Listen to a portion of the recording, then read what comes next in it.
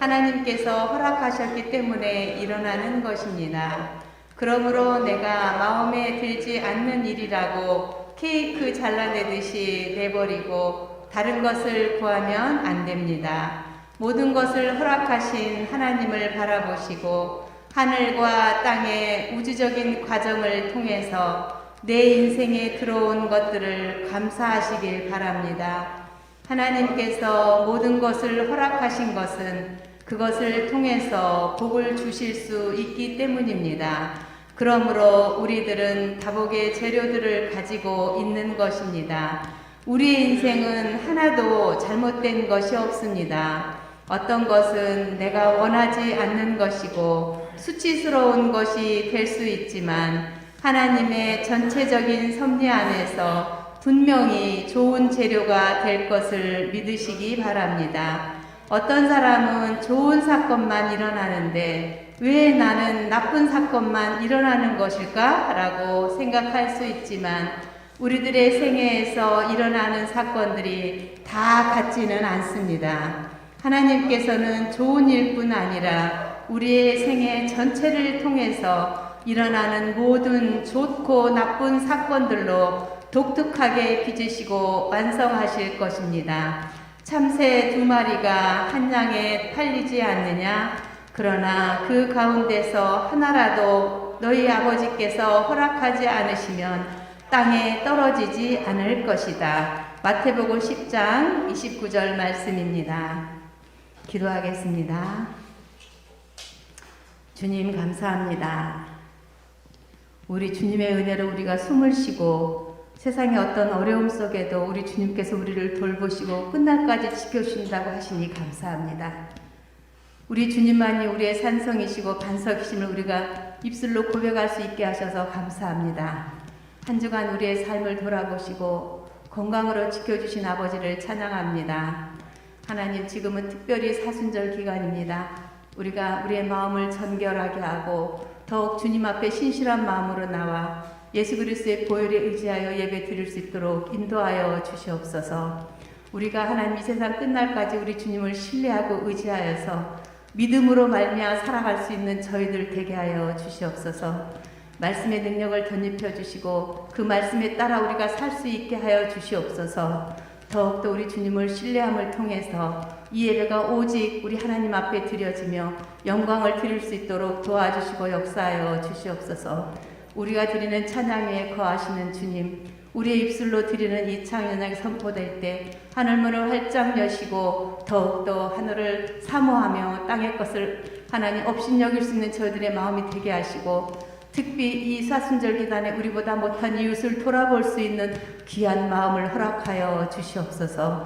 아버지 앞에 모든 걸 의지하고 우리를 죄에서 구원하시고 십자가에 돌아가시고 부활하신 우리 주 예수 그리스도 이름으로 기도드리옵나이다. 아멘. 사도신경으로 신앙을 고백합니다.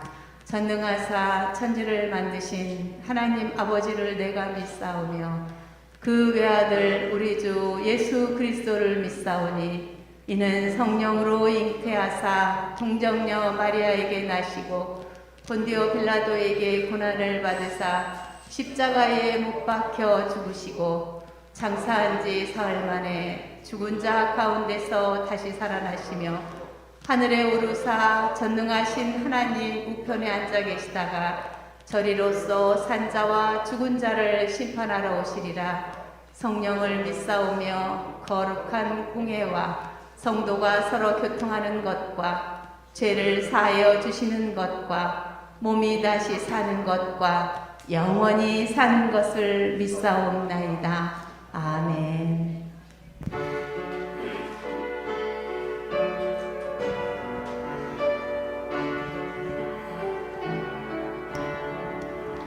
이 세상 험하고 나 비록 약하나 늘 기도 힘쓰면 큰 것 주님의 권능은 주님의 권능은 한없이 크오니 돌보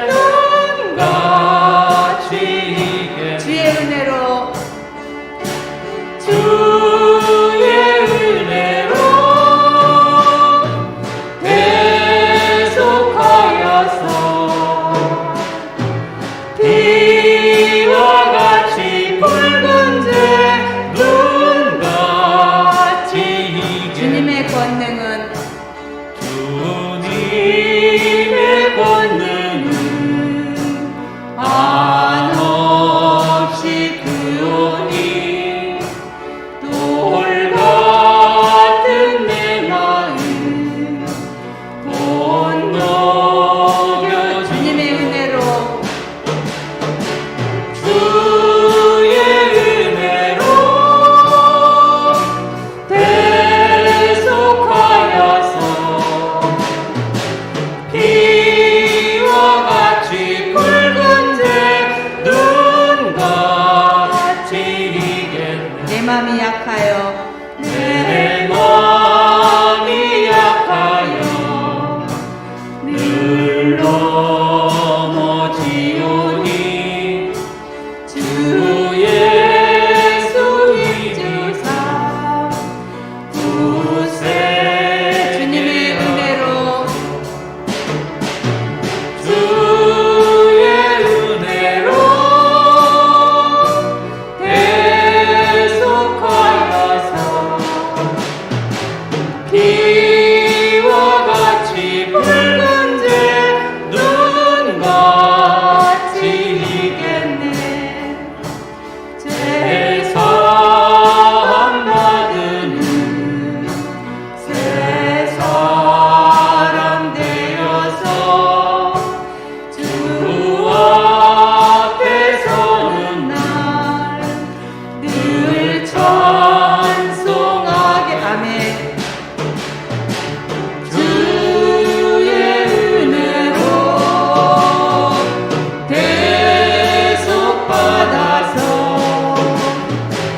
비와 같이 붉은색 눈같이 주의 은혜로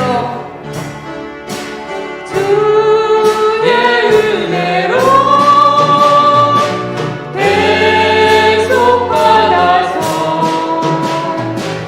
비와 같이 붉은색 주의 은혜로 눈같이 이겠네. 주의 은혜로 대속받아서 비와 같이 붉은색 눈같이 이겠네. 있는 보다도 있는 보다도 주의 흘리신 보혈로 이게 있는 보다도 없어서 있는 보다도 있는 보다도 주의 흘리신 보혈로 이게 있는 보다도 없어서 있는 보다도 있는 보다도 주의 흘리신 보혈로 이게 씻어주 없어서 이 세상의 모든 죄를 밝히시는 주의 보혈 성자 예수 부귀한 피 찬송하고 찬송하세 아멘. 종이 앞을 멀리 떠나 길을 잃고 헤맬 때에 나의 길을 따라오사 친히 구원하셨도다 아멘.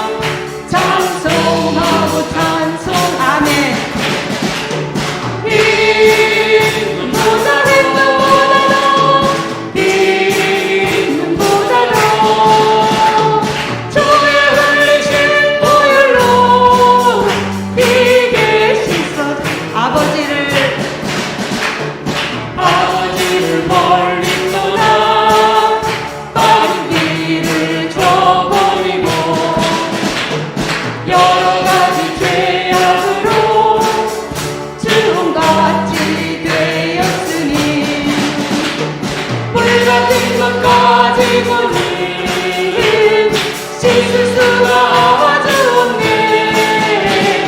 주여 귀한 목의 뒤로 날 정결케 하옵소서. 이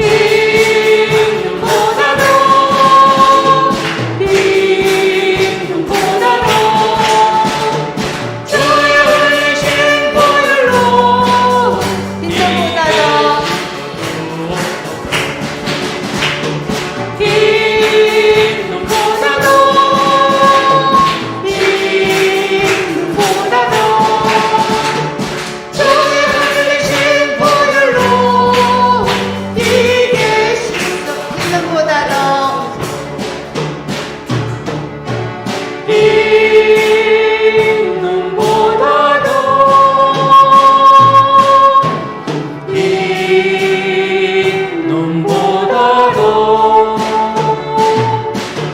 주의 흘리신 보혈로 다시 한번 흰눈보다 더 깨끗하게 하신 하나님,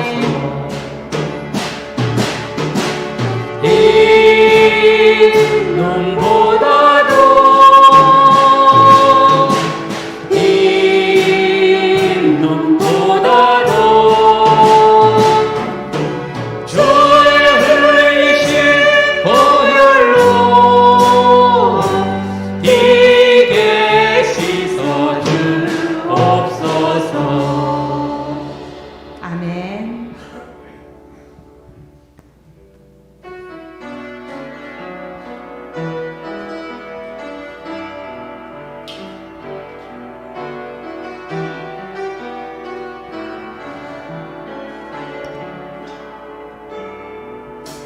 주 사랑이 나를 숨쉬게 해. 세상 그 어떤 어려움 속에도 주 은혜로 나를 돌보시며 세상 끝날까지 지켜주시는 주 사랑이 나를 이끄시네. 내가 갈 수 없는 그곳으로 주의 사랑 나를 붙드시며 세상 끝날까지 인도하시네. 주님만이 내 아픔 아시며 주님만이 내 맘 어루만지네. 어느 누구도 나를 향하시 주님의 사랑을 끊을 수 없네.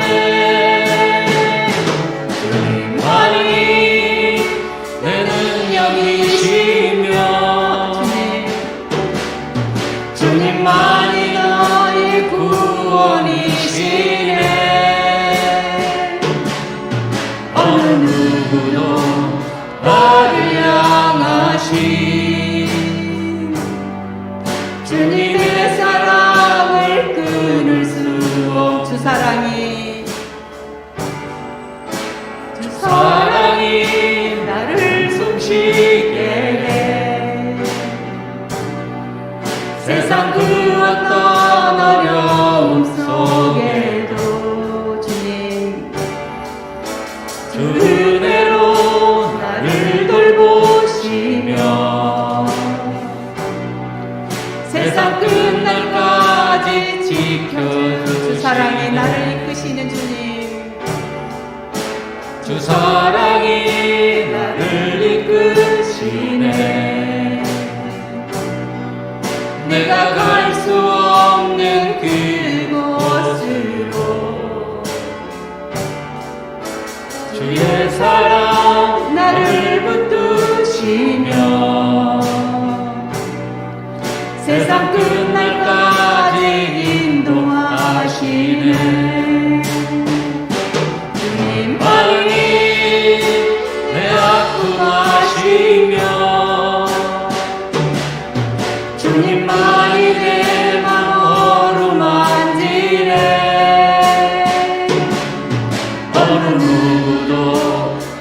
나를 향하신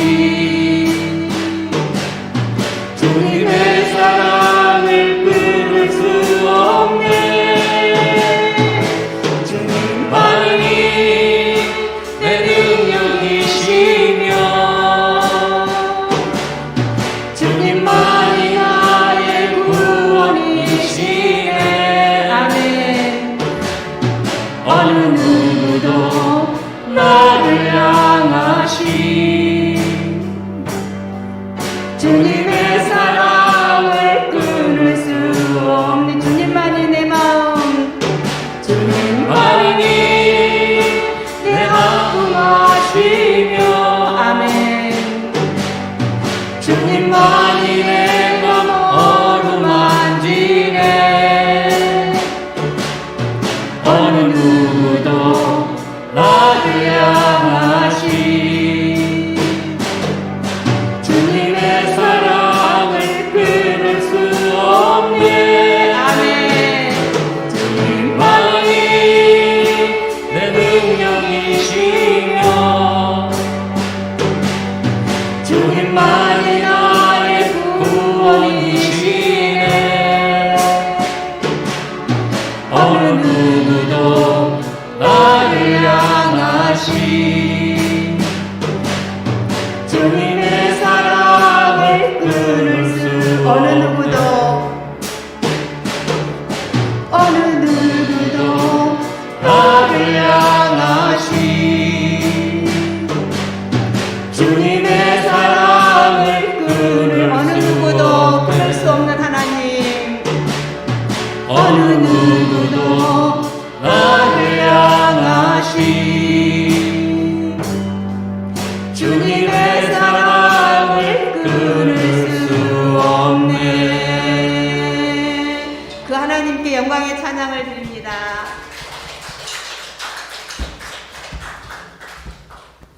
감사합니다. 우리 다 같이 일어나서 나는 예배자입니다 찬양하겠습니다.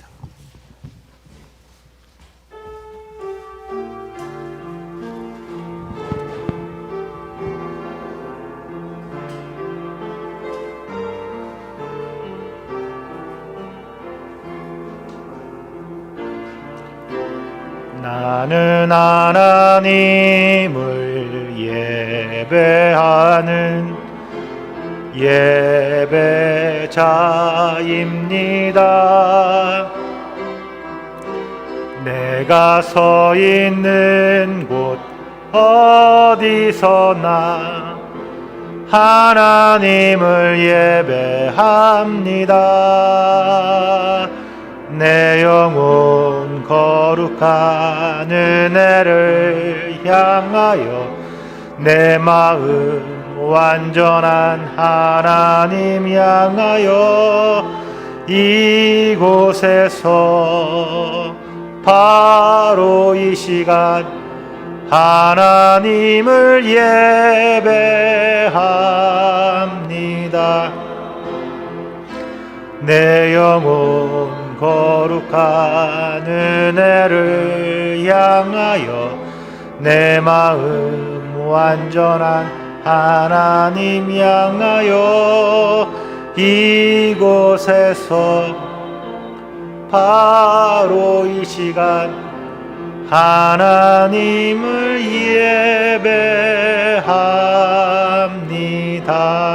예배합니다. 아멘. 다 같이 앉으시고 기도하겠습니다. 사랑과 은혜가 풍성하신 하나님 아버지, 오늘 거룩한 주님의 날 아버지 전에 나와 예배가 하심을 감사드립니다. 이 세상에는 많은 사람이 있는데 우리가 무엇이기에 이처럼 택하여 주시고 하나님의 자녀로 삼아 주시나이까. 우리가 다른 사람이 알지 못하는 놀라운 사랑과 축복을 받게 된 것을 생각하면 만입이 있어도 다 감사와 찬양을 드릴 수가 없습니다. 우리의 입술을 열어 하나님을 아버지라고 부를 때마다 그저 감격스러운 것밖에 없습니다. 하나님은 우리 한 사람 한 사람에게 행한 기대와 소원이 계시지만 우리가 부족하고 연약해서 하나님의 뜻대로 살지 못하고 있습니다. 하나님의 영광을 가리고 하나님의 마음을 아프게 해드린 일이 한두 번이 아니었음을 이 시간 고백합니다. 주여 하나님 아버지, 우리나라를 위하여 기도드립니다. 코로나로 말미암아 온 국민이 지치고 힘듭니다. 불쌍히 여겨주셔서 코로나라는 이 현국을 빠른 시일 내에 종결될 수 있도록 축복하여 주시길 기도드립니다. 정치는 혼란스럽고 경제는 어렵습니다. 정치 지도자들이 정치를 안정시키고 경제를 살릴 수 있는 지혜를 주셔서 오로지 국민과 나라를 위하여 헌신할 수 있는 지혜를 주시기를 기도드립니다. 우리 시온교회를 위하여 기도드립니다.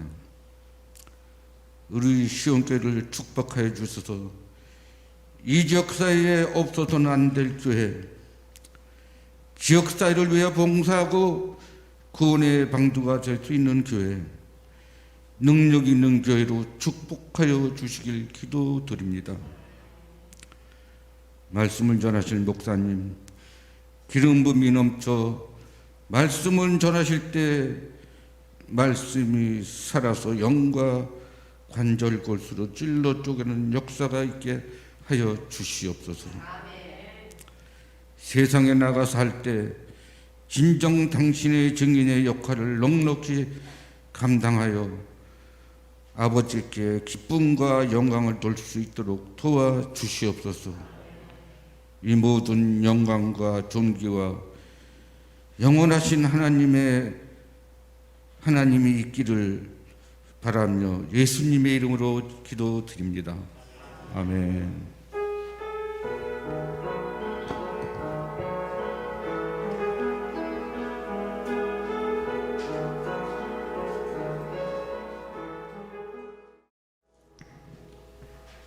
하나님의 말씀을 봉독하도록 하겠습니다. 하나님의 말씀은 창세기 28장 10절에서 15절까지 말씀입니다. 창세기 28장 10절에서 15절. 다 일어나서 성경 하나님의 말씀을 받도록 하겠습니다. 야곱이 브엘세바를 떠나서 하란으로 가다가 어떤 곳에 이르렀을 때에 해가 저물었으므로 거기에서 하룻밤을 지내게 되었다. 그는 돌 하나를 주어서 베개로 삼고 거기에서 누워서 자다가 꿈을 꾸었다. 그가 보니 땅에 층계가 있고 그 꼭대기가 하늘에 닿아 있고 하나님의 천사들이 그 층계를 오르락내리락 하고 있었다. 주님께서 그 층계 위에 서서 말씀하셨다. 나는 주 너의 하나님 아브라함을 보살펴준 하나님이요 너의 아버지 이삭을 보살펴준 하나님이다. 네가 지금 누워있는 이 땅을 내가 너와 너의 자손에게 주겠다. 너의 자손이 땅의 티끌처럼 많아질 것이며 동서남북 사방으로 퍼질 것이다. 이 땅의 모든 백성이 너와 너의 자손 덕에 복을 받게 될 것이다. 내가 너와 함께 있어서 네가 어디로 가든지 너를 지켜주며 내가 너를 다시 이 땅으로 데려오겠다. 내가 너에게 약속한 것을 다 이루기까지 내가 너를 떠나지 않겠다. 아멘.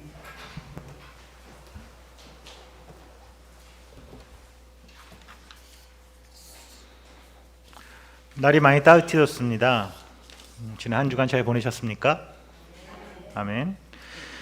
예수 안에서 하나님 나라 복음을 따라 늘 기쁨과 평안이 충만한 삶이 되었으면 좋겠습니다. 우리 옆분과 이렇게 인사하면 좋겠습니다. 잘 오셨습니다. 사랑하고 축복합니다. 이렇게 인사하겠습니다. 제가 지난 주일날도 주보 성경 통독 말씀드렸죠. 제가 다 가시고 어제 저녁에 이제 말씀 준비하다가 우편함을 열었죠. 저 뒤 우편함 5분이 내셨던데요. 감사합니다. 5분. 오늘은 조금 더 많으시기를 기대해 봅니다. 주보 한 달치 네 상관없어요. 네. 한 달치 한꺼번에 모으셨다가 내셔도 됩니다. 여기 보시면 주보에 보시면 빈칸 있잖아요. 빈칸을 꼭 채우라고 만들어 놓은 건 아니에요. 근데 읽었다 안 읽었다 표시하셔서 얘기해 주시면 좋겠다는 거고요.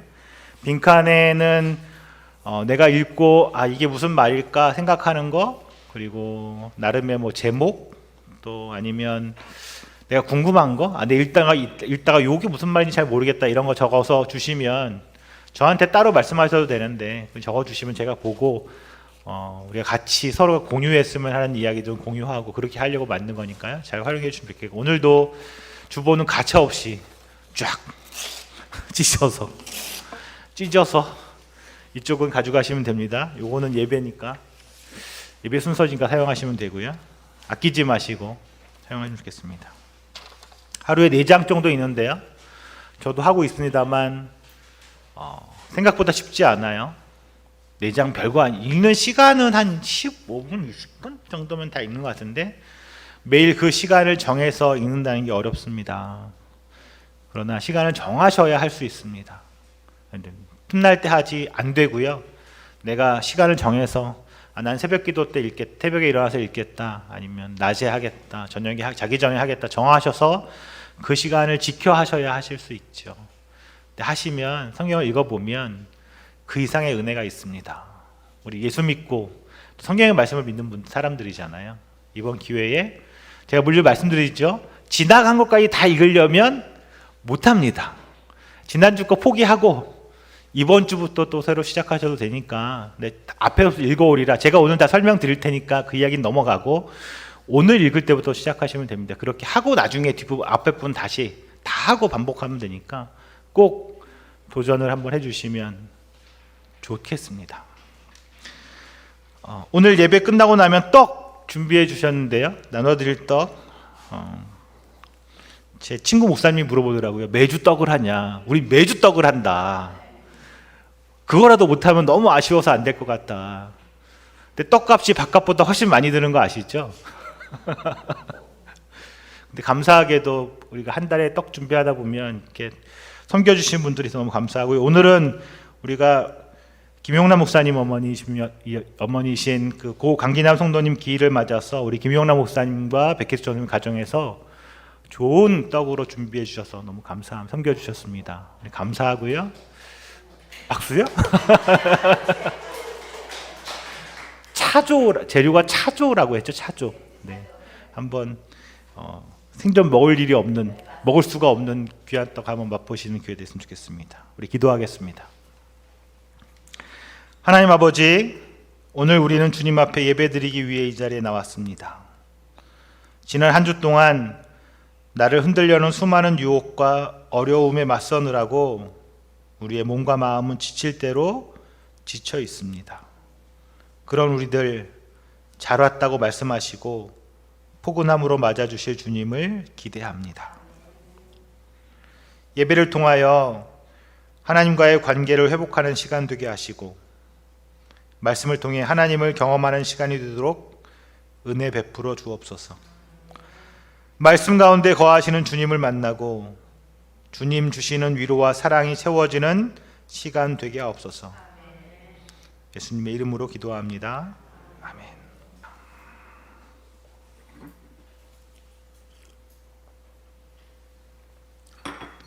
제가 지난주 설교하고 나서 설교했던 영상을 저도 한번 봤더니 할 얘기는 많고 시간은 없고 뒤로 갈수록 말이 계속 빨라지더라고요. 이해하시고 오늘은 조금 천천히 해보려고 합니다. 우리 창세기 읽어가면서 그 속에 그 창세기를 읽는 동안에 그 가운데 담긴 하나님의 마음, 우리를 향한 하나님의 마음을 좀 알아가자라고 말씀드렸죠. 말씀드린 것처럼 창세기는 성경의 첫 번째 책입니다. 그러니 뭐 성경의 어느 책 하나 소중하지 않은 게 없겠지만 특별히 더 중요한 책이라는 말은 뭐 두말할 필요가 없을 것 같습니다. 지난 설교를 통해서 우리는 창세기의 앞부분 4가지 사건에 대한 이야기를 간략하게 말씀드렸죠. 처음에 창조, 그 다음에 인간의 타락, 그다음에 홍수 사건, 그다음에 바벨탑의 사건, 이 4가지 각각의 사건들을 읽어가면서 인간은 계속 타락하고 죄를 짓습니다. 하지만 그것과 상관없이 신실하게 하나님은 우리를 사랑하시고 돌아오기를 기다리시는 그 하나님의 마음, 그 마음을 책을 읽어가며 좀 들여다보셨는지 모르겠습니다. 특별히 노아 이야기를 통해서 우리가 하나님의 백성으로, 하나님의 선택받은 자로, 그래서 우리가 하늘 백성이라고 했죠. 하늘 시민, 그 자격으로 이 땅을 살아갈 때 너무나 당연하게 겪을 수밖에 없는, 만날 수밖에 없는 세상의 무시와 차별, 미움, 고통의 이야기도 드렸습니다. 노아의 이야기를 하면서 말씀드렸지요. 그리고 그러기 때문에 우리가 혼자는 절대로 그것을 견뎌내기가 어려우니 어떻게 하자고요? 우리가 함께 어깨동무를 하고 굳게 서서 견디어내자라고 말씀드렸지요. 그런데 제가 오늘 주일 설교를 준비하는데 아내가 저한테 그러더군요. 지난 설교 듣고 실망했다. 마음에 제일 가까운 사람이 비수를 꽂아서 실망했다. 저는 속으로 뭘 얘기를 하려고 그러나 그랬더니 노아 이야기를 하는데 왜 힘들고 어려운 이야기만 하냐, 기쁘고 행복한 이야기는 없냐라는 게 아내의 질문이었어요. 예수 믿고서 하나님 믿고 살면 늘 이렇게 힘들고 어렵기만 하냐, 좀 좋은 것도 있지 않겠냐. 제가 그랬죠. 있지. 노아가 그 기간을 견뎌내고 나서 누구만 구원받았어요? 노아와 그 가족만 구원을 받았습니다. 너무 당연한 이야기죠. 그러기에 우리가 그것을 알기 때문에, 그 사건을 너무나 성경을 통해서 알기 때문에 오늘 이 땅을 살아가는 우리도 우리에게 그런 어려움이 올 때 어떻게 할 수 있어요? 견뎌낼 수 있는 거죠. 그런데 아내가 그거 말고 그건 자기도 안다 이거죠. 그거 말고 좀 지금 좋은 거 없냐는 거예요. 지금 좋은 거, 나중에 좋은 거 말고 지금 좋은 거. 여러분, 지금 좋은 건 뭘까요? 우리가 하나님 믿고 살기 때문에 세상은 우리를 미워하지만 우리는 좋은 건 뭘까요? 없나요? 교회에서 예배 드리는 거, 집에서 예배 드리는 말고 성령 충만하는 거, 좀 세속적으로 돈도 좀 많았으면 좋겠고 예수 믿으면 축복받아서 이렇게 돈벼락도 좀 많으면 좋겠고, 이런 거 없나? 이런 기대 아닐까? 제가 아내한테 그랬어요. 없다. 없다. 당신이 기대하는 그런 거 없을 것 같다. 아니요, 있습니다. 있죠. 하나님의 우리의 하늘에 나는 새와 들에 피는 무엇도 꽃도 돌보시는 하나님께서 어떻게 우리를 돌보지 않으시겠습니까? 우리가 하나님 믿고 삶을 통하여 우리의 삶이 늘 평안하고 순탄할 수는 없겠지만, 세상 사람들이 보기에는 우리의 삶이 힘들고 어렵게 보이겠지만 우리는 어때요? 편안한, 그 가운데 편안한 삶을 살 수 있는 게 예수 믿는 자들의 은혜겠지요. 제 원고에는 없는 얘기입니다만 원고 준비하면서 다 쓸 수는 없어서 그 생각이 나는 거예요. 제자들이 예수님과 갈릴리 바다 배를 타고 가잖아요. 갈릴리를 건너가잖아요. 예수님이 뭐 하셨어요? 주무셨어요. 예수님과 같이 그 배 안에 있는데 예수님 주무셨어요. 그랬더니 뭘 만났어요? 뭐를 만났다고요? 풍랑 만났죠. 풍랑. 파도가 막 넘쳐오는 거예요. 예수님을 깨웠어요. 어떻게 이런 일이 있냐. 예수님이 뭐라 그랬어요? 믿음이 없는 자. 예수님과 같이 그 배 안에 우리가 살고 있으면 비록 배는 흔들리고 파도가 우리를 흔들지 몰라도 우리는 어떻다는 거예요? 예수 그리스도 하나님의 보호 아래에 있다는 거예요. 걱정하지 않으셔도 된다는 거죠. 그게 우리의 혜택이겠죠. 지난 한 주 동안 우리를 그렇게 보호하시고 사랑하시는 하나님의 사랑, 그것들 경험해 보셨습니까? 아멘. 분명히 하나님은 사랑하시는 분이시지만 사랑과 공의, 그리고 공의와 정의라는 하나님의 성품 때문에 무조건 사랑만 하시는 분도 아니시라는 거죠. 무조건 다 끌어안고 포용해 주시는 분도 아니십니다. 때론 죄에 대해서 무서운 심판을 내리시기도 하지요. 하지만 하나님의 심판하는 것으로 모든 걸 끝났다면 우리가 이 땅 가운데 살 수 없는 존재가 되었을지도 모르지요. 하나님은 심판 가운데서도 삶의 희망의 불씨를 남기시면서 다시 한번 우리 인간에게 새로운 삶을 꿈꿀 수 있는 그런 삶을 살아갈 기회를 주시는 분이 하나님이십니다. 그럼에도 여전히 인간들은 하나님을 떠난 삶을 동경하지만, 그게 좋을 것 같다고 생각하지만, 그럼에도 하나님은 때로는 긴 침묵으로, 긴 기다리심으로, 또 때로는 강력한 간섭을 통해서 우리가 하나님의 백성으로 살아가도록 이끄시는 분이시지요. 오늘 우리가 이야기하려는 창세기 후반부는 네 인물에 대한 이야기입니다. 그것은 인간을 향한 하나님의 강력한 이끄심에 대한 이야기지요. 우리를 사랑하시는 그 사랑 때문에 심판이 아니라 구원의 계획을 세우시고 이끌어 가시는 그 하나님, 그분을 만나게 됩니다. 그래서 우리가 하나님을 더 의지하고 사랑할 수 있는 것이겠죠. 하나님에 대한 불신과 거역, 거부, 그런 것들로 인해서, 그리고 인간 스스로 높아지려는 마음 때문에 사람들은 바벨탑을 세우게 되지만 그 탑은 결국 무너집니다. 하나님이 아닌 우상을 섬기면서 자신들의 왕국을 건설하려고 했던 인간들은 온 세상으로 뿔뿔이 흩어짐을 당하게 되지요. 그렇지만 이렇게 흩어짐에도 불구하고, 흩어진 그곳에서도 여전히 하나님의 불순종하고 하나님과 인격적인 관계로 살아가기를 원치 않고 자신들의 뜻에 따라 살아가는 사람들을 만나게 됩니다. 수많은 우상 숭배와 인간이 만든 가치를 추구하며 살아가는 거지요. 시대가 흘러가고 문명은 발전하지만 그 속에서 정말 진심으로 하나님을 따라 살아가는 사람들을 발견하기가 어렵게 됩니다.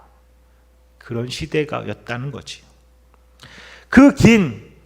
하나님의 그 긴 침묵의 시대가 계속되던 어느 날, 하나님이 자신의 계획을 다시 시작하십니다.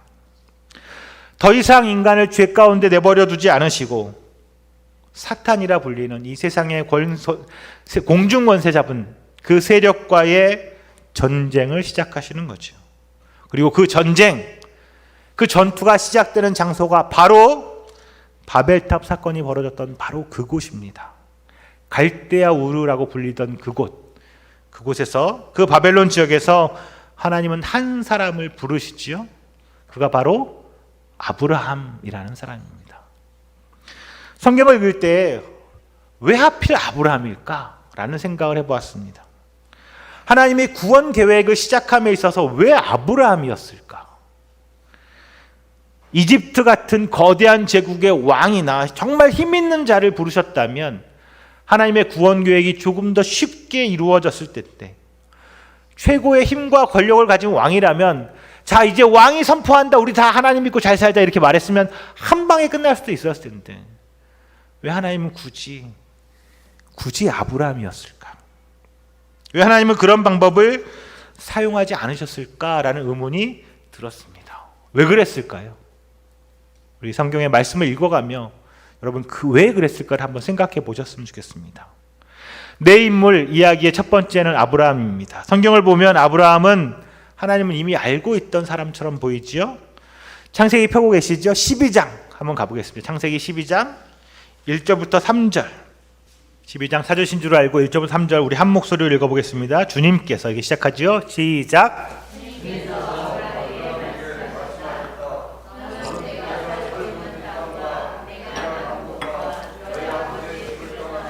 내가 보여주는 땅으로 가거라. 내가 너로 큰 민족이 되게 하고 너에게 복을 주어서 내가 크게 이름을 떨치게 하겠다. 너는 복의 근원이 될 것이다. 너를 축복하는 사람에게는 내가 복을 베풀고 너를 저주하는 사람에게는 내가 저주를 내릴 것이다. 땅에 사는 모든 민족이 너로 말미암아 복을 받을 것이다. 아멘. 하나님은 어느 날 갑자기 아브라함에게 나타나서 내가 지시한 그 땅, 그곳으로 떠나라 이렇게 말씀하시죠. 지금 내가 살고 있는 곳, 그곳을 떠나서 내가 준비한 그곳으로 가라라는 거지요. 그러면 어떻게 하겠다? 너로 큰 민족을 이루고 복의 근원이 되게 하겠다라고 말씀하십니다. 아브라함은 이 말을 듣고 너무 어리둥절했겠지만 그래도 순종하는 마음으로 따릅니다. 그리고 4절에서는 이렇게 말하죠. 제가 읽겠습니다. 아브라함은 주님께서 말씀하신 대로 길을 떠났다. 롯도 그와 함께 길을 떠났다. 아브라함이 하란을 떠날 때에는 나이는 75이었다. 아멘. 떠나라 이렇게 말씀하셨다는 거예요. 그리고 아브라함이 어떻게 했다고요? 뭐 다른 거 없이 그냥 바로 어떻게 해요? 떠났다라는 거죠. 하나님의 말씀을 들은 아브라함은 그 즉시로 그것을 떠납니다. 이것이 아브라함이 보여준 순종이라는 모습이지요. 어쩌면 수많은 사람들 중에서 하나님이 아브라함을 부르신 이유가 이 순종의 모습 때문이 아닐까라는 생각을 해보게 됐습니다. 우리는 어떨까요? 우리는 어떨까? 하나님이 어느 날 갑자기 제 앞에 나타나서 너 떠나라. 어디로요? 내가 말한 그곳으로. 떠날 수 있을까? 떠나려면 얼마나 시간이 걸릴까? 준비하는데 일단 집도 정리해야지요. 짐도 싸야지요. 간다고 하더라도 아이들 학교는 어떡하지? 온갖 일들이 생각이 나겠지요. 그러다 보면 어떻게 될까요? 못 떠나겠다. 이런 생각도 들지 않을까? 그런데 아브라함은 어떻게 해요? 성경에 아주 짧게 나와 있으니까 굉장히 쉬운 일처럼 느껴지지만 사실 굉장히 힘든 일입니다. 하나님이 말씀하셨기에 그가 그 앞에 어떤 일이 펼쳐질지, 그곳이 어떤 곳인지, 누가 살고 있는지, 얼마나 걸릴지도 모르는데 그냥 무작정 떠난다는 것 거의 불가능한 일이죠. 그런데 아브라함은 어떻게 했다고요? 어떻게 했다고요? 그렇게 했다는 거예요. 순종이라는 겁니다. 더군다나 당시 하나님을 대부분 믿지도 않고 우상 숭배의 사람들이 열을 올리던 시기라는 것을 생각해 볼 때 이 아브라함의 모습은 정말 특별해 보입니다. 바벨탑이 사건 이후에 얼마의 시간이 지났을지 모를 그 긴 시간이 지났는데 하나님은 어쩌면 그런 순종의 모습을 가진 사람을 기다리고 계셨는지도 모를 일입니다. 아브라함의 순종의 모습은 우리가 잘 아는 이삭, 그의 아들 이삭을 제물로 바치는 이야기에서도 잘 드러납니다. 22장인데요. 자, 이제 22장으로 넘어가 볼까요? 22장 또 맨 앞에 1절부터 3절까지의 이야기입니다.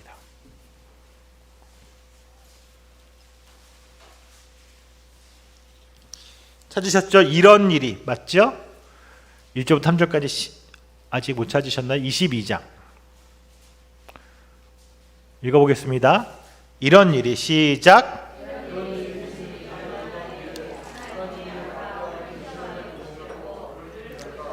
아브라함아 하고 부르시니 아브라함은 예 여기 있습니다 하고 대답하였다. 하나님이 말씀하셨다. 너의 아들 이삭을 데리고 모리아 땅으로 가거라. 내가 너에게 일러주는 산에서 그를 번제물로 바쳐라. 아브라함이 다음날 아침에 일찍 일어나서 나귀의 등에 안장을 얹었다. 그는 두 종과 아들 이삭에게도 길을 떠날 준비를 시켰다.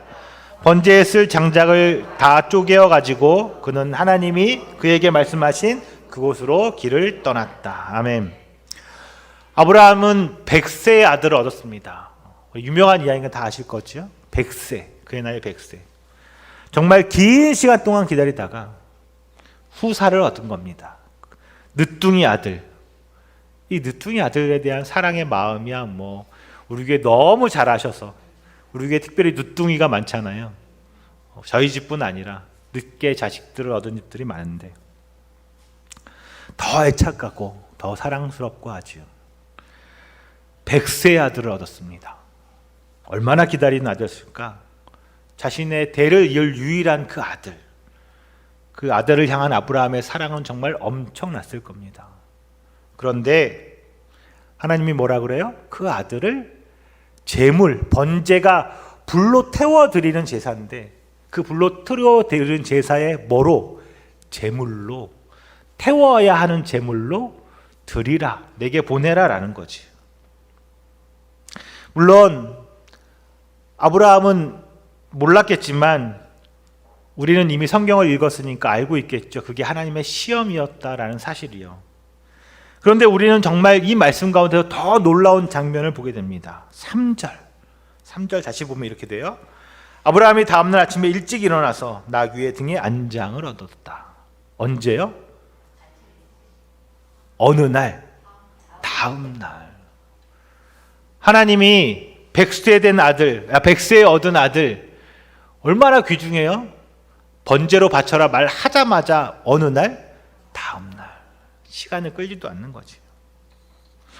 우리라면 얼마나 수만 가지 생각이 났을까? 하나님께 이 잔을 내게 해서 돌리시옵소서. 하나님, 이 아들만은 안 됩니다. 내가 다른 거 다 드릴 수 있는데 이 아들만은 안 됩니다. 기도하고 매달리고 붙들고 했을 텐데, 어떻게든 마음을 좀 바꿔보려고, 상황을 바꿔보려고 했을 텐데 아브라함은 아무 이야기가 없습니다. 그리고 언제요? 다음 날.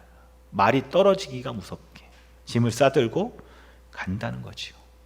물론 아브라함이 믿음이 모든 게 완벽했다는 건 아닙니다. 그도 실수도 했고 잘못도 했고 어려움도 겪었고, 하지만 그의 본질적인 모습은 이렇게 하나님에 대한 믿음과 순종, 이것을 가진 사람이었다는 거죠.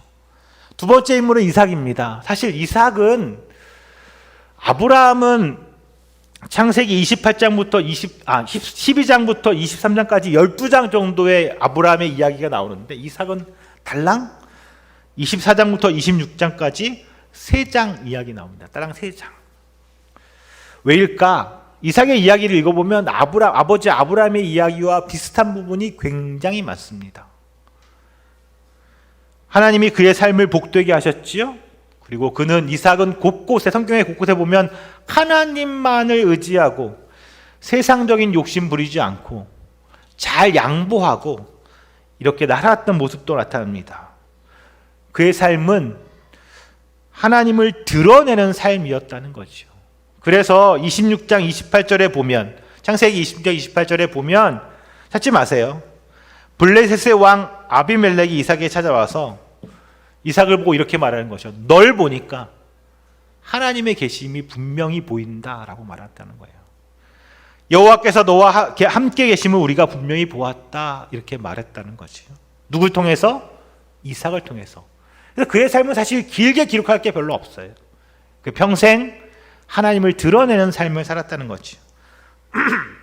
그래서 저도 성경 인물 중에 가장 닮고 싶은 인물이 있다면 이삭 같은 사람이죠.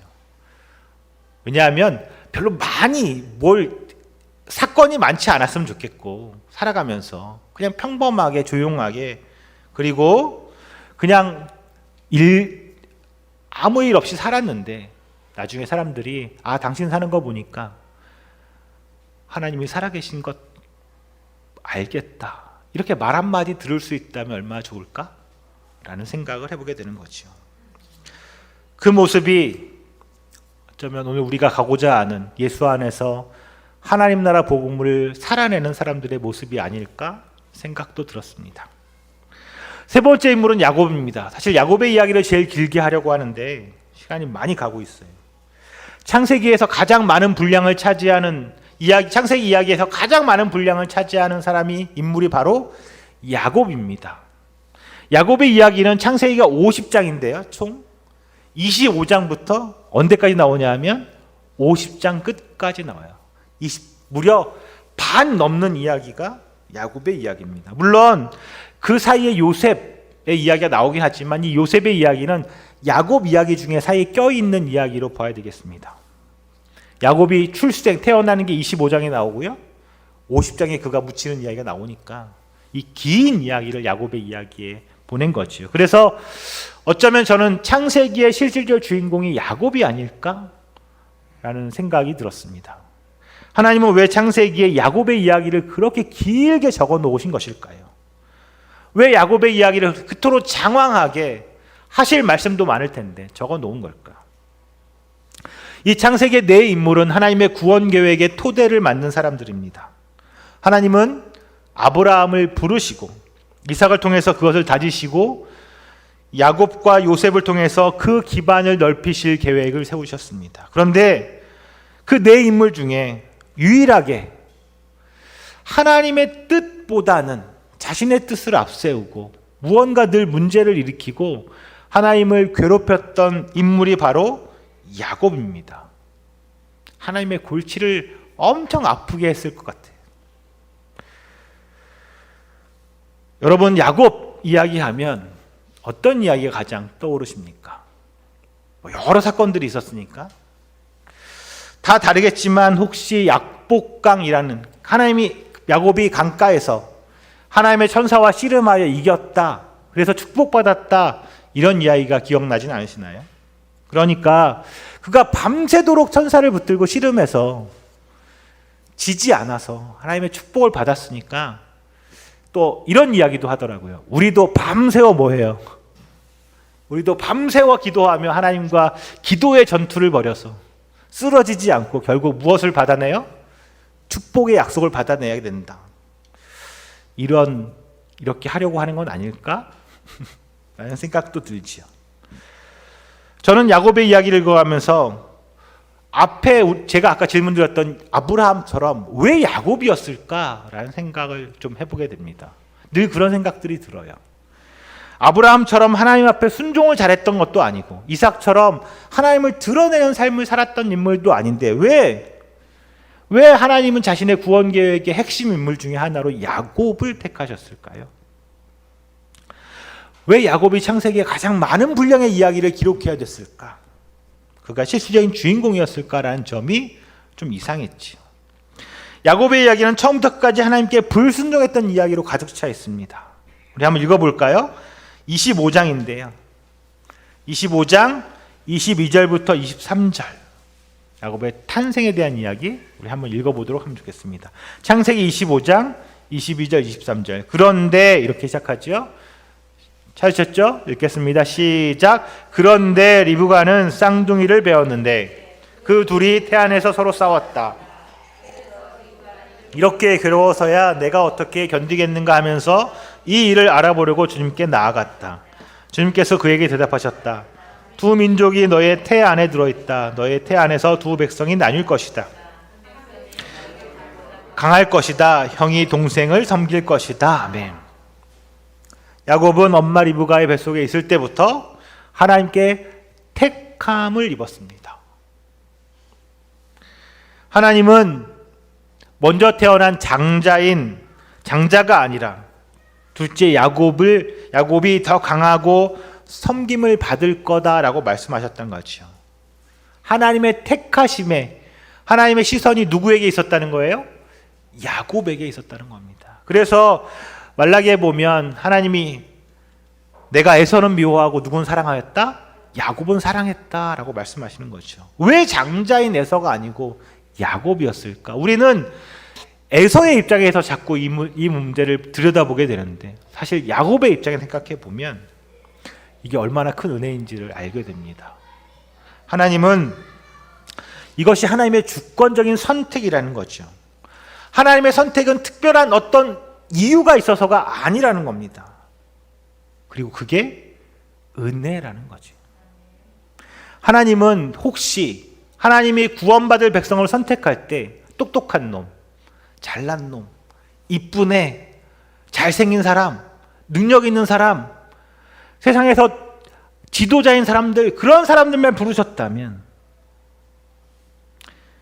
전 오늘 이 자리에 서 있지 못했을 겁니다. 하나님은 은혜 안에 머물 수도 없겠죠. 그런데 전 오늘 이곳에 서 있습니다. 그리고 하나님의 은혜를 경험하며 매일 살아갑니다. 여러분도 그 하나님의 주권적인 선택 때문에 저와 함께 오늘 이 하나님의 사랑 안에 머물 수 있는 것 아닐까요? 그렇게 하나님은 이삭의 두 아들 중에서 야곱을 통해서 하나님의 구원 계획을 이어가기로 결정하셨습니다. 하지만 이 야곱은 욕심쟁이와 거짓말을 일삼는 자였습니다. 팥죽으로 형을 속이고 장자의 명분을 가로챘을 뿐만 아니라 굳이 여러 가지 행동, 이삭의 축복 또한 거짓된 행동으로 가로챕니다. 문제를 일으키는 거지요. 굳이 야곱이 그렇게 하지 않아도 어떻게 되었을까요? 하나님이 리브가 뱃속에 있을 때 이야기했어요. 그렇게 될 거라고 이야기했는데도 불구하고 야곱은 일생 살아가면서 계속 그런 행동을 반복하는 것이지요. 하나님은 야곱을 통해서 자신의 언약을 이어가셨을 텐데 야곱은 하나님을 모르는 사람처럼 하나님의 뜻을 묻지도 않고 따르려고 하지도 않고 늘 인간적인 욕심만 추구합니다. 야곱이 형 에서에게 팥죽 한 그릇의 장자의 명분을 샀잖아요. 에서가 팥죽 한 그릇의 장자의 명분을 팔았다는 사실 때문에 자꾸 이야기를 하는데 전 좀 그 점에 대해서도 다르게 봅니다. 사실 생각해 보면 왜 야곱만 그토록 장자의 명분에 집착했던 걸까? 에서는 자기가 장자였으니까, 그렇든 안 하든 이미 내가 장자이니까. 가만 생각해 보면 당시의 문화는 장자에게 재산 분배할 때 두 몫을 주는 겁니다. 두 몫이란 뭐냐면 두 배를 준다는 거지요.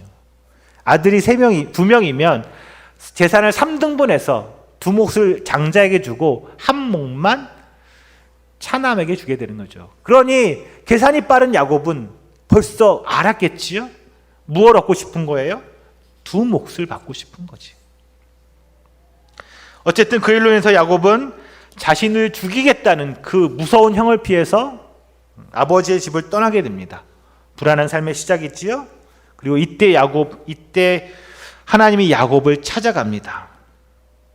오늘 우리가 읽었던 이 본문의 이야기가 바로 이 상황, 형을 피해서 외삼촌 집으로 도망가고 있는 그 여정 가운데 있는 야곱, 그에게 찾아온 하나님의 이야기지요. 우리가 함께 읽은 본문입니다.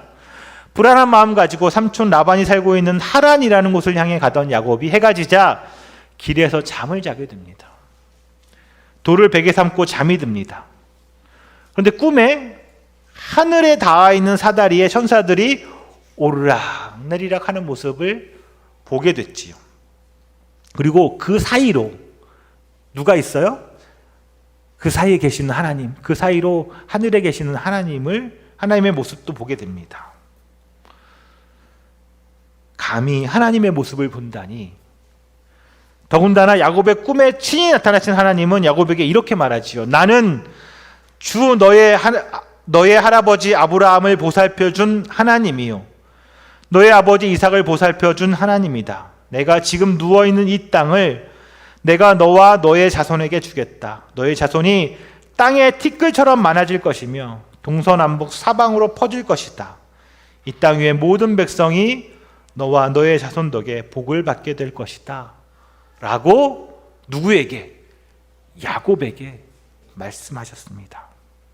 그리고 오늘 본문의 마지막 28장 15절 우리 한번 읽어볼까요? 15절 말씀 내가 읽겠습니다. 시작.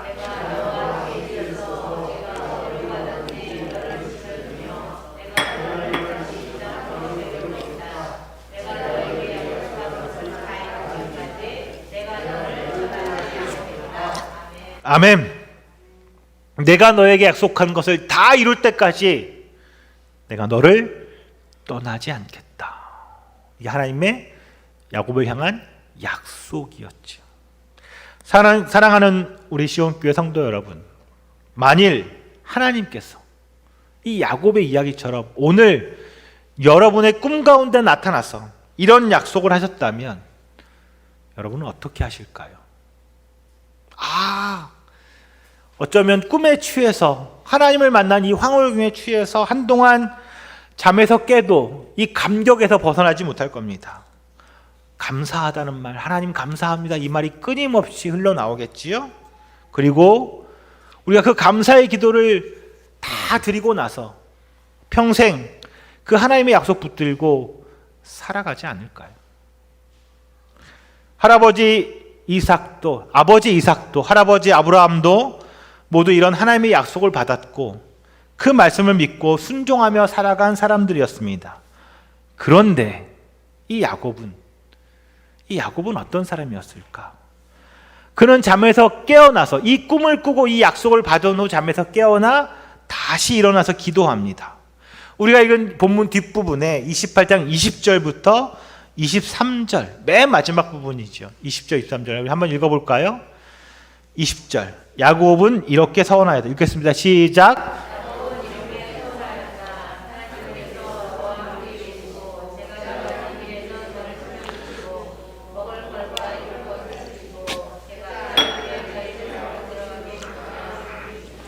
주님이 저의 하나님이 되실 것이며 제가 기둥으로 세운 이 돌이 하나님의 집이 될 것이며 하나님께서 저에게 주신 모든 것의 열의 하나를 하나님께 드리겠습니다.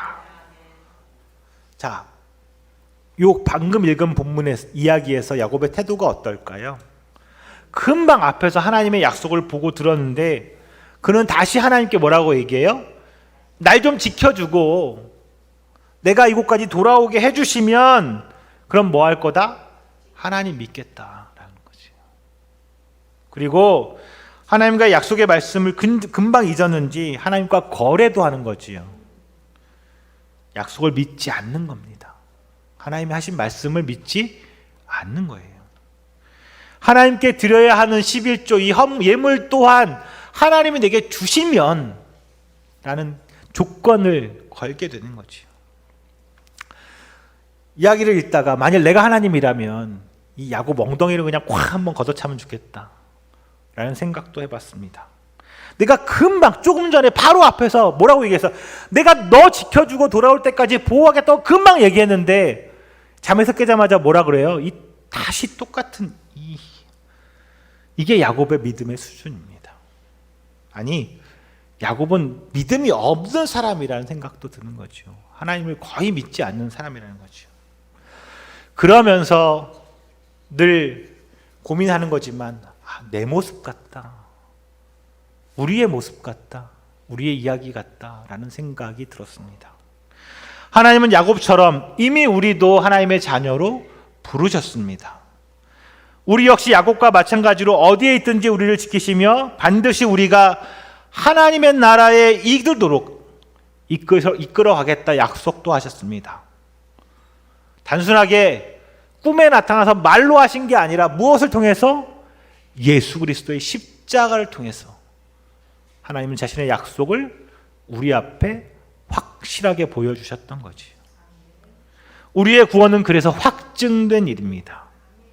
그 이상 다른 어떤 것도 필요가 없습니다. 그곳에 이르기까지 지금 이 시대를 살아가는 우리는 이 확증된 약속 안에서 하나님의 사랑을 누리며 살아가면 됩니다. 그런데 우린 야곱처럼 여전히 하나님 앞에 많은 것들을 요구하고 많은 것들을 얻어내려고 합니다. 내게 하나님 잘해주시면 그 대가도 드리겠다는 말도 서슴지 않습니다. 우리 역시 하나님의 약속을 알긴 알지만 알고 있긴 하지만 정말 진실로 믿지는 않는 사람들처럼 보인다는 거죠. 조금 더 볼까요? 한 가지 사건 더 보겠습니다. 삼촌 라반의 집에 도착한 야곱은 결혼도 하고 아이도 낳았지만 삼촌과의 끊임없이 속고 속이는 행동이 반복됩니다. 그 밧단 아람이라는 곳에서 이 힘겹게 살아가고 있던 이 야곱에게 하나님이 다시 나타나지요. 뒷부분 31장인데요. 31장 3절에 이렇게 말합니다. 제가 읽겠습니다. 주님께서 야곱에게 말씀하셨다. 너는 내 조상의 땅 너의 친족에게로 돌아가라. 여기도 똑같은 이야기가 나와요. 내가 너와 함께 있겠다. 하나님이 야곱과 함께 있겠다. 이렇게 말씀하신 것이요. 하나님이 다시 야곱에게 나타나셨습니다. 그곳을 떠나라고 말씀하셨습니다. 그런데 이 말을 들은 야곱의 행동이 어땠을까? 하나님의 부르심을 받았던 그 야곱의 할아버지 아브라함은 어떻게 했어요? 즉시로 떠납니다. 하나님이 이끄신 곳으로 가지요. 그런데 야곱은요, 딱 요 순간에도 머리를 굴립니다. 왜일까? 야곱이 가지고 있는 게 너무 많았기 때문인 것 같아요. 소유하고 있는 게 너무 많았기 때문인 것 같아요. 재산이 많았기 때문에. 놓고 나가기가 어려웠기 때문에. 그래서 이런저런 잔머리를 끌리던 끝에 결국 그는 삼촌으로부터 야밤도주를 하게 됩니다. 하나님이 이끄신 일이니까 그냥 순종하고 떠나면 아무 일 없이 하나님이 너와 함께하여 돌아오게 하실 텐데 야곱은 잔꾀를 부리며 떠납니다. 그리고 삼촌 라반의 추격도 받게 되지요. 잡히면 가진 것을 다 빼앗기게 될지도 모르는 상황입니다. 문제만 일으키는 야곱이지요. 라반과의 문제는 하나님의 적극적인 개입으로 해결되지만 그에게는 또 하나의 산이 남아 있습니다. 뭘까요? 평생 그가 두려워했던 형 에서와의 만남이라는 거지요. 그가 고향으로 돌아가는 길에 무서운 형이 기다리고 있는 것이지요. 라반의 문제를 해결하신 하나님께서 형과의 문제도 해결하실 텐데 야곱에겐 그런 믿음이 없었습니다. 그러니 삶이 얼마나 힘들겠어요. 닥쳐오는 모든 일들 하나하나를 자기가 해결해야 하니까. 야복강이라는 곳에 도착해서 야곱은 또 꾀를 부리지요. 잔꾀를 부립니다. 자신이 가지고 있던 소유들을 먼저 보내어 형에게 뇌물처럼 제공하는 뇌물 공세합니다. 그리고 자신의 가족들과 종도 먼저 보냅니다. 모두가 강을 건너가는데 야곱만 강을 못 건너가고 남았습니다. 32장 23절과 24절입니다. 제가 읽겠습니다. 야곱은 이렇게 식구들을 인도하여 개울을 건너보내고 자기에게 딸린 모든 소유도 건너보내고 난 다음에 뒤에 홀로 남았는데 어떤 이가 나타나 야곱을 붙잡고 동이 틀 때까지 씨름하였다라는 거죠. 그곳에서 혼자 남았던 야곱은 어떤 이와 밤새도록 씨름을 합니다. 그리고 그 씨름 끝에 축복해달라고 요구하지요. 야곱이 원했던 그 축복이라는 게 무엇일까요? 아마도 형 에서로부터 무사하게 살 수 있는 것 아닐까? 그런데 하나님이 무슨 약속을 하셨어요? 떠날 때부터 어떻게 해요? 떠날 때부터 야곱을 어떻게 하겠다고? 돌아오게 하겠다라는 약속을 하셨다고요. 하나님은 그 약속을 계속 반복해서 야곱에게 하시는데, 그리고 이곳에서 돌아오는 그 길 가운데서 야곱은 또 하나님을 만나지만 두 번씩이나 하나님의 영광을 보았던 그 야곱이지만 그의 삶이 바뀌질 않았습니다. 야곱이 두려워했던 이 문제, 형과의 문제도 하나님이 해결하십니다. 형의 환대를 받게 되지요. 그 정도 했으면, 만일에 우리가 삶이 그 정도 했다면, 하나님이 우리에게 그 정도 은혜를 보여주셨다면, 그 정도 내 삶에 나타나서 말씀하시고 내 삶에 개입하셔서 내 삶을 이끌어 가셨다면 이제 좀 순종하고 하나님 뜻에 따라 살아갈 만하지 않을까요? 하나님을 직접 대면하기까지 한 야곱은 이후에도 여전히 하나님을 믿고 의지하기보단 세상 것들을 의지하며 살아갑니다. 여전히 그의 관심은 자신, 나의 안전, 나의 삶에만 있었습니다. 오늘 우리는 어떻습니까? 우리의 관심은 어디에 있습니까? 우리의 눈은 하나님의 뜻을 쫓는 데 있습니까?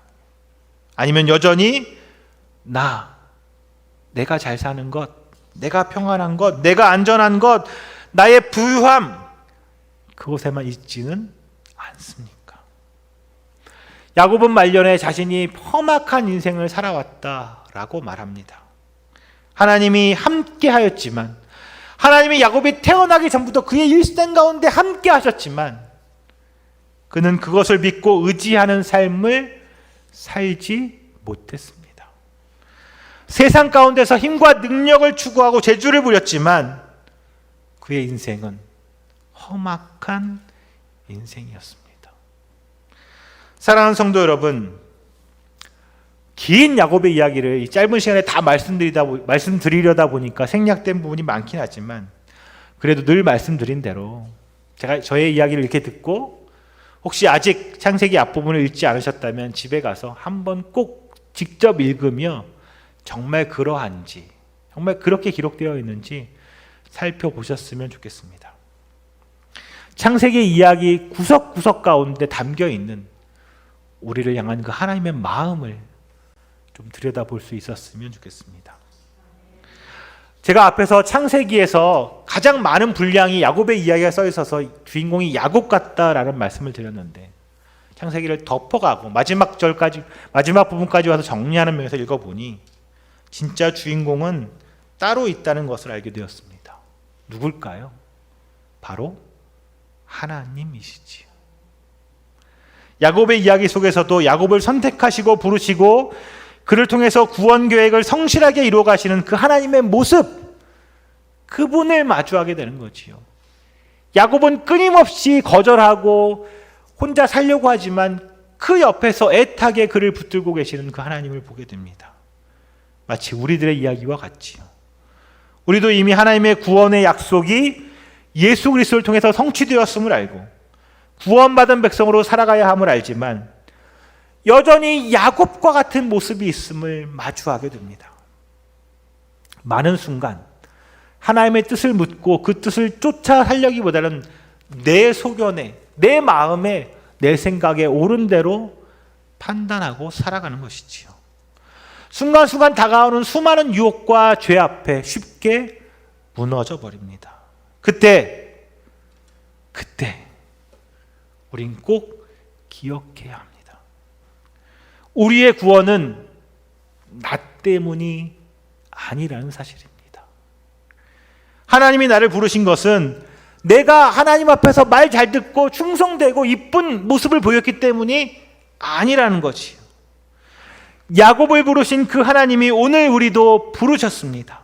어머니의 뱃속에서부터 야곱을 선택하셨던 하나님이 우리 또한 태초부터 선택하셨습니다. 그래서 오늘 우리에겐 여전히 희망이 있습니다. 하나님은 결코 우리를 포기하지 않으실 것이기 때문입니다. 그러니 우리도 포기하지 말아야 합니다. 비록 반복되는 일들로 인해서 낙담해도 언제나 우리를 다시 붙드실, 아니 언제나 우리를 붙들고 계시는 그 하나님의 손을 우리는 다시 붙들 수 있어야 합니다. 다시 시작하는 겁니다. 하나님 나라 백성의 삶을 오늘부터 다시 살아내는 것이지요. 2021년 우린 그런 하나님의 이 성실하심에 의지해서 예수 안에서 하나님 나라 복음을 따라 신실하게 살아가는 그리스도인이 될 것입니다. 우린 성실하지 못하지만 하나님은 성실하십니다. 하나님은 신실하십니다. 우리 하나님은 그런 분이십니다. 그분 안에서 우리 함께 가족으로 살아가고 있는 우리 시온 성도 모두를 사랑하고 축복합니다. 우리 나누어드리는 악보의 찬양, 세상 흔들리고 사람들은 변해도 나는 주를 섬기리. 우리 오늘 말씀을 생각하며 그 찬양 같이 부르고 같이 기도하겠습니다.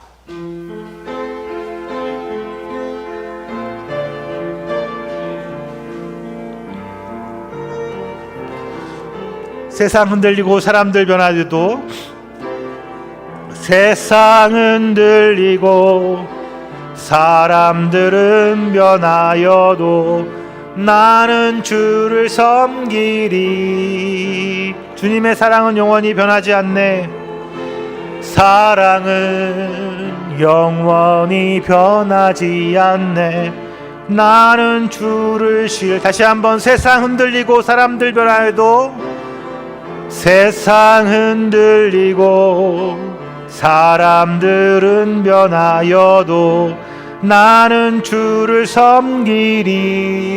아멘. 주님의 사랑은 영원히 변하지 않네. 나는 주를 신뢰해. 오직 믿음으로 내가 살리라. 오직 믿음으로 내가 살리라. 오직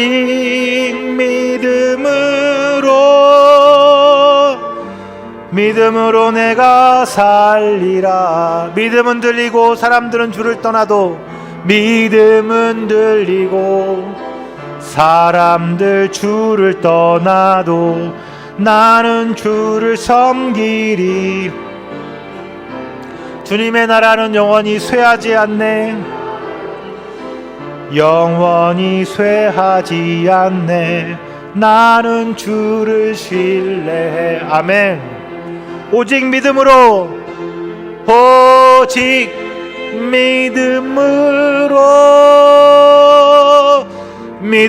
내가 살리라. 오직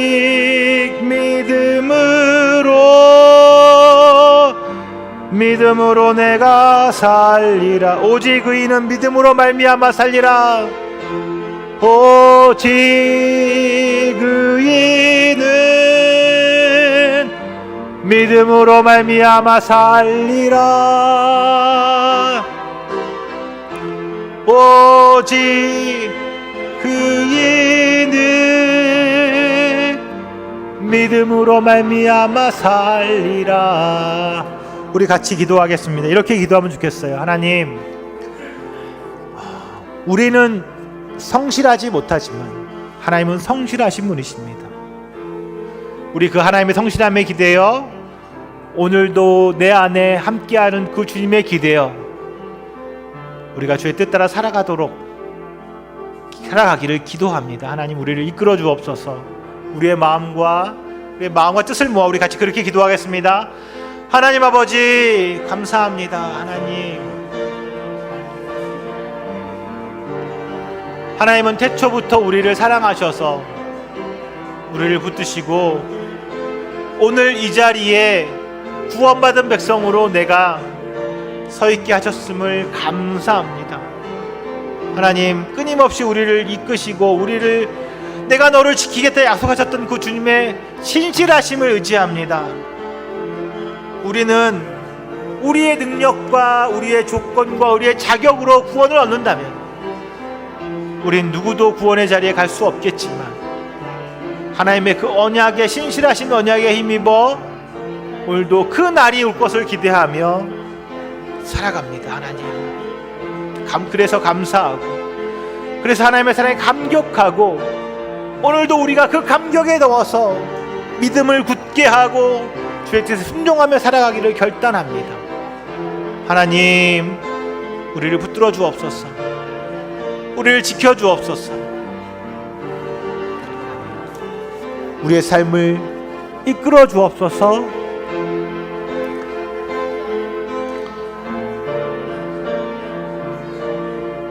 감사합니다, 주님.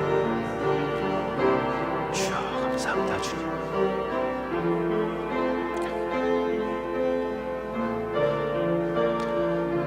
주여, 감사드리며 예수님의 이름으로 간절히 기도합니다. 아멘. 우리 내게 주신 주님의 은혜 주보에 있습니다. 찬양 같이 하며 준비한 예물을 주 앞에 드리겠습니다.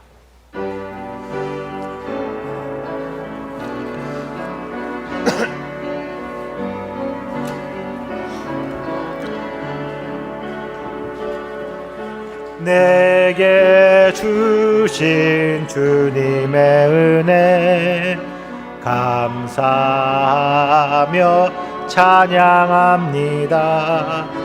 증량할 수 없는 그 은혜 내 마음 드립니다. 마음과 뜻과 정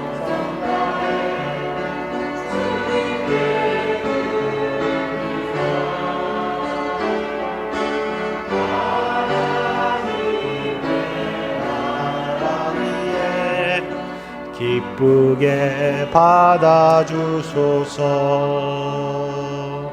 아멘. 우리 삶의 주인 되시는 주님, 오늘 우리를 약속하신 대로 주님이 다스리시는 하나님 나라의 백성으로 살아가게 하시니 참 감사합니다. 비록 하늘 시민의 완전한 모습을 가졌다고 보기에는 부족함이 많은 우리지만 우리 때문이 아니라 주님의 신실하심으로 인해 오늘 우리가 그 나라를 누리며 살게 하시니 그것 또한 감사합니다. 이제 하늘 시민으로 이 땅의 삶의 멍에에 매여 힘들어하고 고통스러워하는 모습을 벗어버리기를 소망합니다. 세상을 따라가던 삶의 방향을 전환해서 주님을 향해 한 걸음 내어 놓을 수 있기를 기도합니다. 예전에 나를 지배하던 세상의 풍조가 아니라 하나님의 다스림만이 내 안에 가득하기를 기대합니다. 주여, 내 안에 들어오셔서 나를 이끄시고 인도하여 주옵소서. 주님을 향한 예배와 감사의 마음으로 준비한 예물을 주님께 드립니다. 주여, 기뻐 받아 주옵소서. 주님의 다스림 속에서 앞으로도 더욱더 큰 기쁨과 감사의 예물을 드릴 수 있도록 우리 삶의 환경과 여건도 주장하여 주옵소서. 우리 시온교회 성도 한 사람 한 사람을 축복하여 주옵소서. 우리의 가정들과 일하는 회사와 운영하는 사업장들 위에도 주님의 풍성한 은혜를 베풀어 주옵소서. 예수님의 이름으로 기도합니다. 아멘. 우리 다 같이 일어나서 주기도문 찬양하고 축도로 오늘 예배를 마치겠습니다.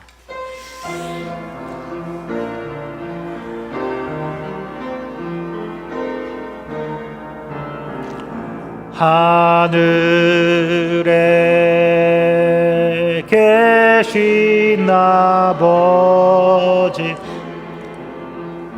이름 거룩하사 주님 나라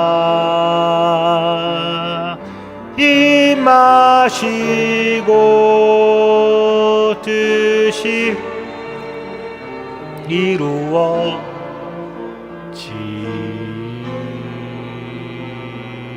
이루어지다.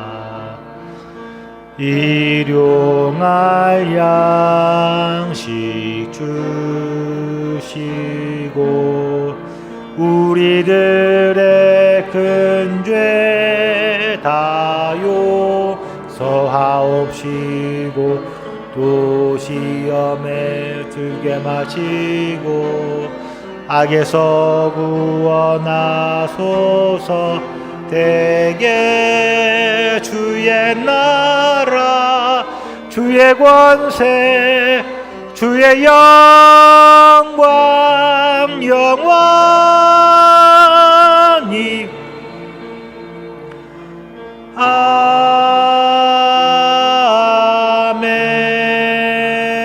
아멘.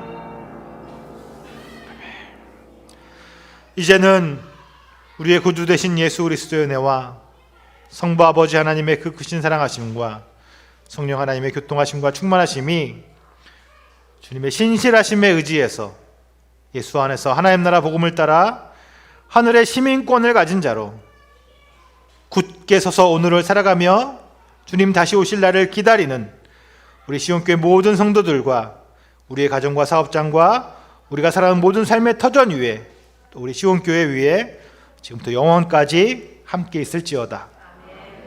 아멘.